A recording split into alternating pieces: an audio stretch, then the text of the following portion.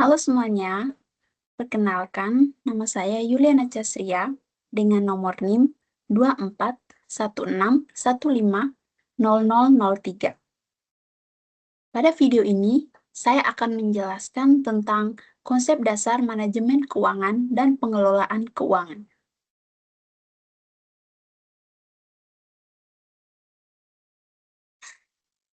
Oke, kita lanjut ke pembahasan yang pertama, yaitu apa itu manajemen keuangan.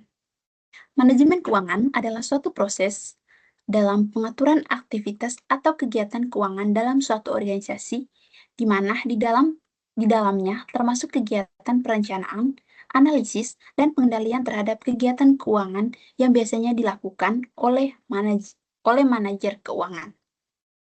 Menurut Van Horner and Wojciech, tahun 2008, manajemen keuangan adalah aktivitas yang berkaitan dengan perolehan pendanaan, pengelolaan aset dengan beberapa tujuan menyeluruh. Definisi ini menekankan peran manajer keuangan dalam mengoptimalkan pengguna sumber daya keuangan untuk mencapai tujuan organisasi. Yang kedua, kita bahas tentang tujuan dari manajemen keuangan. Manajemen keuangan itu memiliki beberapa tujuan penting. Yang pertama, memaksimalkan kekayaan pemilik atau pemegang saham pada perusahaan. Yang kedua, menjamin likuiditas agar organisasi atau individu mampu membayar kewajiban jangka pendek. Yang ketiga, mencapai efisiensi penggunaan dana sehingga tidak ada pemborosan. Yang keempat, mencapai stabilitas keuangan dalam jangka panjang. Yang kelima, menunjang pengambilan keputusan melalui analisis keuangan. Dan yang keenam, mengendalikan risiko, misalnya itu inflasi, bunga, ataupun utang. Selanjutnya, fungsi manajemen keuangan. Sini ada beberapa fungsi dari manajemen keuangan.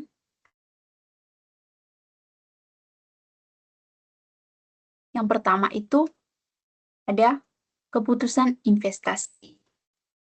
Keputusan investasi adalah keputusan yang diambil oleh manajer keuangan dalam allocation of fund atau pengalokasian dana ke dalam bentuk investasi yang dapat menghasilkan laba di masa yang akan datang. Dalam keputusan investasi ini, perusahaan harus memilih proyek atau aset mana yang layak untuk dibiayai. Keputusan ini melibatkan yang pertama itu memperkirakan arus kas yang akan diterima di masa depan, menilai risiko proyek, yang ketiga menghitung tingkat pengembalian atau return, dan serta membandingkan apakah proyek tersebut menguntungkan atau tidak. Contoh dari keputusan investasi ini, misalnya membeli mesin baru untuk meningkatkan produksi, membuka cabang baru, melakukan riset dan pengembangan produk, membeli kendaraan operasional, atau berinvestasi pada saham atau obligasi tertentu. Sehingga dapat disimpulkan bahwa keputusan investasi sangat penting karena menentukan arah pertumbuhan dan kelangsungan perusahaan di masa depan. Jika perusahaan salah memilih investasi, perusahaan dapat mengalami kerugian besar. Nah, sekarang kita masuk ke poin yang kedua, yaitu keputusan pendanaan. Keputusan pendanaan merupakan keputusan manajemen keuangan dalam melakukan pertimbangan dan analisis perpaduan antara sumber-sumber dana yang paling ekonomis bagi perusahaan untuk mendanai kebutuhan-kebutuhan investasi serta kegiatan operasional perusahaannya. Tujuannya itu adalah mencari kombinasi sumber dana yang paling ekonomis dan efisien. Dalam keputusan pendanaan ini, manajer keuangan harus memilih antara berbagai sumber dana, seperti pendanaan internal, yaitu laba ditahan. Yang kedua, pendanaan eksternal, seperti utang atau pinjaman bank dan obligasi, penerbitan saham baru, dan sewa pembiayaan. Manajer harus mempertimbangkan biaya modal, risiko keuangan, tingkat pengembalian investasi, dan struktur modal yang ideal, atau perbandingan antar utang dan modal sendiri. Sehingga Keputusan pendanaan yang tepat akan membantu perusahaan memperoleh dana dengan biaya rendah dan risiko yang terkontrol, sehingga mendukung stabilitas finansial perusahaan. Baik, sekarang kita masuk ke poin yang ketiga, yaitu keputusan dividen. Keputus- Keputusan dividen merupakan keputusan manajemen keuangan dalam menentukan besarnya proporsi laba yang akan dibagikan kepada para pemegang saham dan proporsi dana yang akan disimpan di perusahaan sebagai laba ditahan untuk pertumbuhan perusahaan. Laba ditahan merupakan dana yang disimpan perusahaan untuk yang pertama memperluas usaha, yang kedua untuk mengembangkan produk baru, yang ketiga untuk memperkuat modal, dan yang keempat untuk membiayai investasi baru. Manajemen harus mempertimbangkan berbagai faktor seperti kebutuhan dana untuk investasi, tingkat keuntungan perusahaan, kondisi keuangan dan likuiditas, ekspektasi pemegang saham, serta kebijakan dividen yang diterapkan. Keputusan dividen ini sangat penting karena mempengaruhi yang pertama itu citra perusahaan, yang kedua harga saham di pasar modal, dan yang ketiga tingkat kepuasan pemegang saham. Selanjutnya kita masuk ke tanggung jawab manajemen keuangan.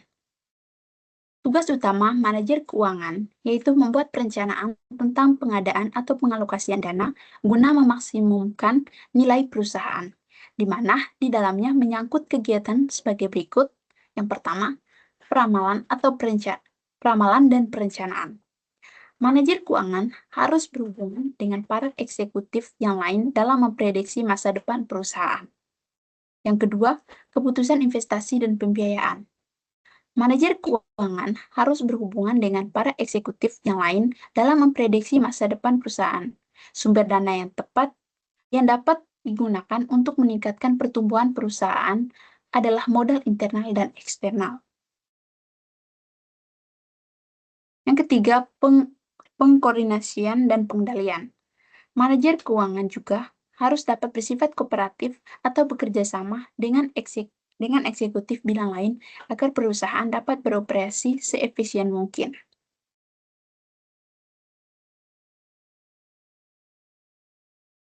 Selanjutnya, kita masuk pada prinsip dasar manajemen keuangan. Yang pertama itu ada prinsip konsistensi, yaitu kebijakan keuangan harus dijalankan secara konsisten. Yang kedua, prinsip transparansi, di mana laporan keuangan harus jelas dan bisa dipertanggungjawabkan.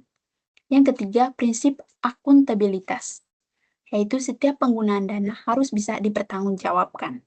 Yang keempat, prinsip viabilitas, yaitu pengeluaran harus disesuaikan dengan kemampuan finansial. Yang kelima, prinsip integritas, yaitu tidak ada manipulasi dalam pengelolaan keuangan. Sekarang kita masuk pada topik yang kedua, yaitu pengelolaan keuangan. Pengelolaan keuangan adalah cara mengatur, menggunakan, dan mengendalikan keuangan agar tercapai keseimbangan antara pemasukan dan pengeluaran, serta mendukung tercapainya tujuan jangka pendek maupun jangka panjang. Tujuannya yaitu yang pertama, menjamin kebutuhan pokok dapat terpenuhi, yang kedua, menghindari defisit atau utang yang tidak terkendali, yang ketiga, menyediakan dana darurat untuk kondisi tidak terduga, yang keempat, menyusun perencanaan masa depan, misalnya pendidikan, pensiun, dan investasi. Dan yang terakhir, meningkatkan kesejahteraan dan keamanan finansial. Selanjutnya, aspek utama dalam perencanaan pengelolaan. Yang pertama, itu perencanaan atau planning, yaitu gimana? Menentukan tujuan keuangan, baik jangka pendek, menengah, maupun jangka panjang. Yang kedua, itu membuat anggaran bulanan atau tahunan. Itu bagian dari perencanaan atau planning dalam pengelolaan keuangan. Yang kedua, itu pelaksanaan atau implementation, yaitu ada 3. Yang pertama, mengatur arus kas atau cash flow. Yang kedua, mengelola pengeluaran sesuai rencana.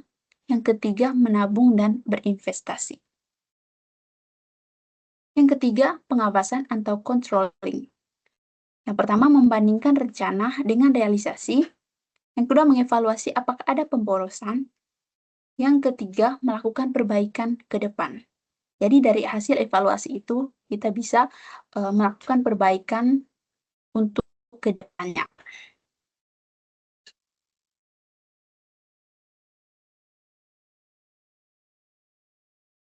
Selanjutnya, strategi pengelolaan keuangan yang baik. Yang pertama, itu membuat anggaran atau budgeting, yaitu ada 2 poin penting. Yang pertama, catat pemasukan dan pengeluaran. Kedua, gunakan aturan sederhana, misalnya 50-30-20, yaitu 50% kebutuhan, 30% keinginan, 20% tabungan atau investasi. Jadi, jika kita ingin melakukan pengelolaan keuangan yang baik, kita tidak boleh membalikan ini, misalnya 20 kebutuhan, 50% keinginan, dan hanya beberapa persen tabungan. Jadi, bukan seperti itu. Jika kita ingin mengelola keuangan yang baik, kita harus bisa menggunakan aturan sederhana ini. Jadi, 50% kebutuhan, 30% keinginan, 20% itu untuk tabungan. Jadi kebutuhan dan keinginan itu kita tidak boleh lebih besar keinginannya daripada kebutuhan. Yang kedua itu mengelola utang dengan baik. Jadi kita harus bisa bedakan antara utang produktif, misalnya kredit usaha, dan utang konsumtif, misalnya kredit barang mewah. Yang ketiga, menabung dan berinvestasi, yaitu tabungan untuk dana darurat dan investasi untuk pertumbuhan kekayaan jangka panjang.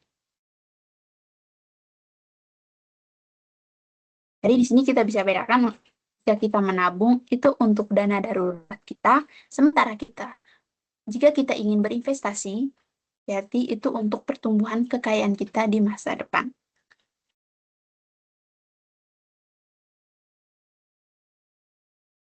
Yang keempat itu manajemen risiko, mana kita harus menggunakan asuransi kesehatan, jiwa, ataupun aset. Yang kedua, diversifikasi investasi untuk mengurangi risiko kerugian. Dan yang kelima itu evaluasi rutin. Itu cek kondisi keuangan setiap bulan atau kuartal. Kedua, lakukan penyesuaian sesuai kebutuhan. Dan ini merupakan poin yang sangat penting juga, di mana kita harus melakukan evaluasi. Kita bisa melihat seberapa banyak masukan kita dan seberapa besar juga pengeluaran yang kita lakukan dalam suatu bulan. Jadi ini merupakan 5 strategi pengelolaan keuangan yang baik. Yang pertama tadi membuat anggaran, mengelola utang dengan bijak, menabung dan berinvestasi, manajemen risiko, dan evaluasi rutin. Baik, selanjutnya kita masuk ke pembahasan berikut, yaitu tantangan dalam pengelolaan keuangan. Baik, selanjutnya kita masuk ke pembahasan berikutnya, yaitu tantangan dalam pengelolaan keuangan. Yang pertama di sini itu inflasi dan ketidakpastian ekonomi.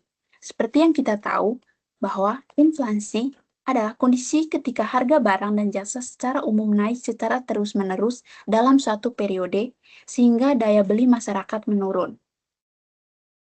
Dan inflasi ini terjadi ketika biaya produksi naik, misalnya harga barang baku atau upah, permintaan masyarakat lebih tinggi daripada penawaran, atau ketika jumlah uang yang beredar terlalu banyak. Dan akibatnya, uang yang kita punya menjadi tidak bernilai atau bisa dibilang kurang bernilai. Misalnya saya berikan contoh, jika dulu 10.000 itu bisa membeli 2 roti. Saat inflasi meningkat, uang yang sama mungkin hanya cukup untuk membeli 1 roti.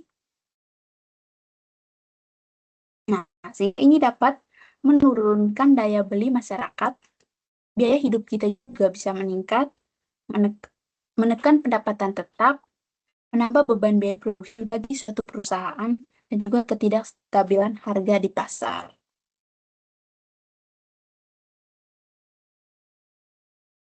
Jadi ini sangat berpengaruh terhadap pengelolaan keuangan kita. Yang kedua itu ketidakpastian ekonomi, yaitu kondisi ketika masa depan perekonomian sulit diprediksi, sehingga perusahaan, pemerintahan, dan masyarakat tidak memiliki kepastian dalam membuat keputusan. Jadi karena hal ini, kita menjadi ragu-ragu untuk mengambil keputusan seperti investasi, belanja, ataupun ekspansi usaha.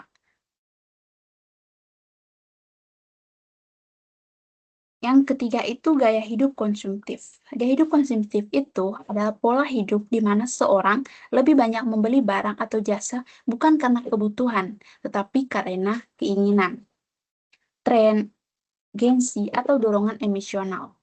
Dan itu sering sekali terjadi pada saat ini, di mana kita itu sangat mudah sekali tergoda dengan hal-hal yang terjual di online shop. Karena untuk saat ini, penjualan itu segala barang itu pasti ada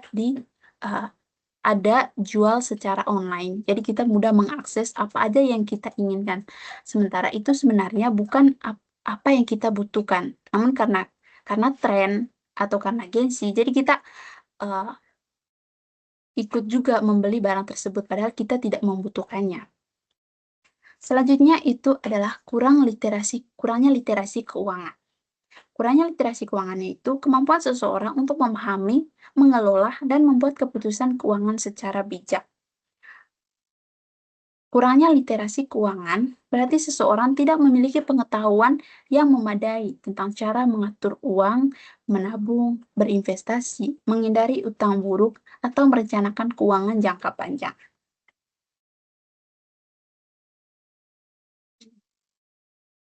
Jadi, kurangnya literasi keuangan ini bisa membuat kita tidak bisa membedakan kebutuhan maupun keinginan. Dan juga kita mudah terjebak dalam hutang berbunga tinggi, misalnya pinjol ataupun pay later. Jadi tidak memiliki tabungan dan kita juga tidak memiliki tabungan darurat.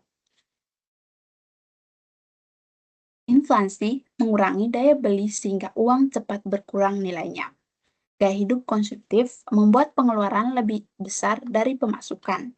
Kurangnya literasi keuangan menyebabkan salah dalam mengelola uang dan investasi. Sementara itu, ketidakpastian ekonomi seperti resesi atau PHK dapat mengganggu stabilitas keuangan. Ini merupakan 4 hal yang menjadi tantangan dalam pengelolaan keuangan. Baik, selanjutnya kita masuk ke tahap akhir, yaitu kesimpulan. Manajemen keuangan adalah proses mengelola keuangan agar penggunaan dana efektif, efisien, dan sesuai tujuan. Pengelolaan keuangan menekankan pada praktik sehari-hari seperti membuat anggaran, mengatur pengeluaran, menabung, berinvestasi, dan mengendalikan utang. Keduanya saling melengkapi. Manajemen keuangan lebih bersifat konsep atau strategis, sedangkan pengelola keuangan lebih bersifat praktis atau operasional. Baik, itu saja paparan presentasi materi saya pada hari ini. Mohon maaf jika ada kesalahan materi ataupun kesalahan kata selama presentasi berlangsung. Terima kasih.